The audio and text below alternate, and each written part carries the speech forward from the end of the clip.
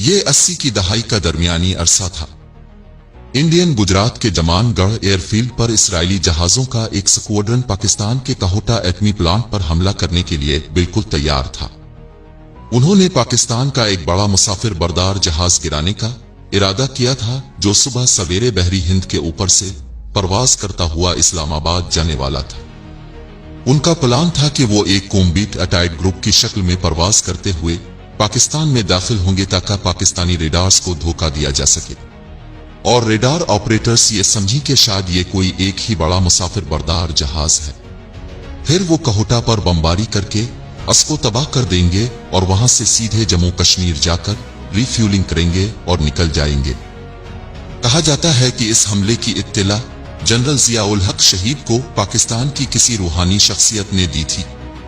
بہت سے لوگوں نے تبلیغی حلقوں میں یہ بات سنی ہے کہ اسی عشرے میں ایک بار تبلیغ کے امیر حاجی عبدالویب صاحب نے جنرل ضیاء کو خبردار کیا تھا کہ پاکستان کے خلاف فتنہ پیدا کیا جا رہا ہے، کچھ کر لو۔ ISI نے اپنی بھاگ دوڑ تیز کر دی اور آخرکار حملے سے صرف چند گھنٹے پہلے حملے اور سازش کا سراغ لگا لیا گیا۔ یعنی حملہ صبح 4 بجے ہونا تھا اور جنرل ضیاء الحق کو رات 12 بجے تک ہندوستان و اسرائیل کے مشترکہ پلان کی ساری معلومات مل چکی تھی۔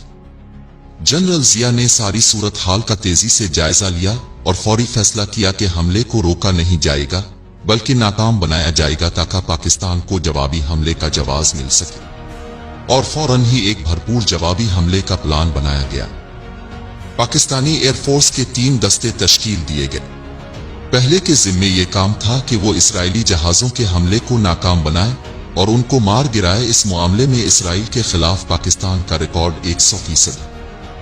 دوسرے دستے کو ممبئی ٹرومبے میں موجود انڈیا کے بھابھا نیوکلیئر پلانٹ کو تباہ کرنے کا ٹاسک ملا، جبکہ تیسرے دستے کو نجو ڈیزرٹ میں موجود اسرائیل کے ڈیمونا نیوکلیئر پلانٹ کو تباہ کرنے کا ٹاسک دیا گیا۔ لیکن اسرائیل پر حملے میں مسئلہ یہ تھا کہ پاکستانی جہاز وہاں ریفیولنگ نہ کر پاتے اور ان کا گرنا لازمی تھا، یعنی واپسی نہیں تھی۔ یہ ایک فدائی مشن تھا، اس کے لیے 4 جوانوں کی ضرورت تھی۔ جب ایئر فورس کے جوانوں سے پوچھا گیا تو 10 تیار ہو گئے اور ان میں 4 کا انتخاب کرنے کے لیے قرعہ ڈالنا پڑا۔ ہر جوان یہ اعزاز حاصل کرنے کے لیے بے تاب تھا۔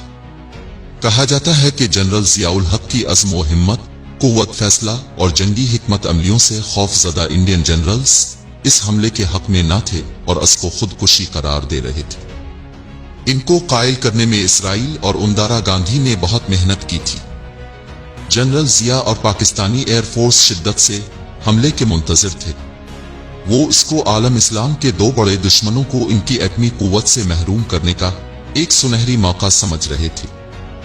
امریکی سیٹلائٹ نے پاکستانی جہازوں کی غیر معمولی نقل و حرکت کو نوٹ کیا اور فوراً اسرائیل اور انڈیا کو آگاہ کیا، اور انہوں نے نہایت بھونڈے انداز میں اپنے مشن سے پسپائی اختیار کر اس کو چھپایا بھی نہ جا سکا۔ نتیجے میں پوری دنیا میں دونوں کی سبکی ہوئی۔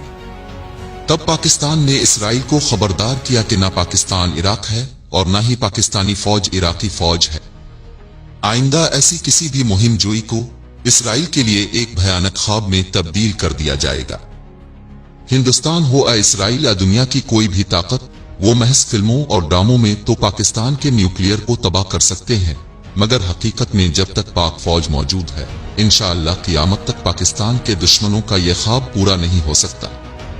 اللہ پاکستان کی حفاظت فرمائے، آمین۔